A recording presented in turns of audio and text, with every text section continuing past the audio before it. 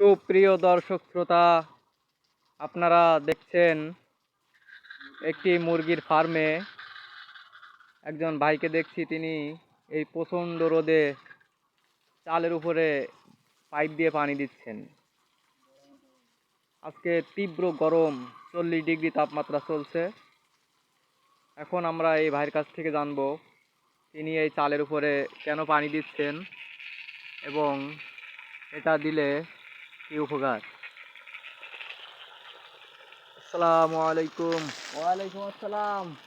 ভাই, আমাদের দর্শকদের উদ্দেশ্যে বলুন এই চালের উপরে পানি দেওয়ার কি কারণ। এখন প্রচুর পরিমাণ রোদের তাপ, প্রচুর পরিমাণ এতে মুরগি ঘুমাচ্ছে, মুরগি স্টক করছে। আশপাশে এক এক দিনে 25টি 30টি করে মুরগি মারা গেছে। আমাদের এখানে আল্লাহর রহমতে সমস্যা হয় নাই। আল্লাহ আমাদের অশেষ মেহেরবানি, আমাদের মুরগি সুস্থ আছে।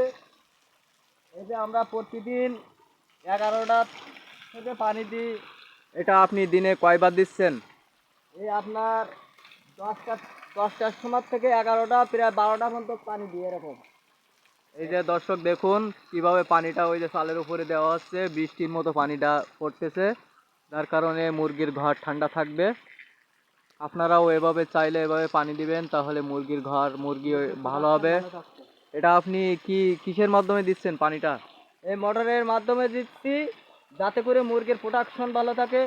এই গরমের কারণে মুরগির ডিমের বডি ওয়েট কমে যাচ্ছে। 2 কেজি ডিম হয়ে গেছে 1 কেজি 700, 1 কেজি 800, যেখানে ছিল 2 কেজি।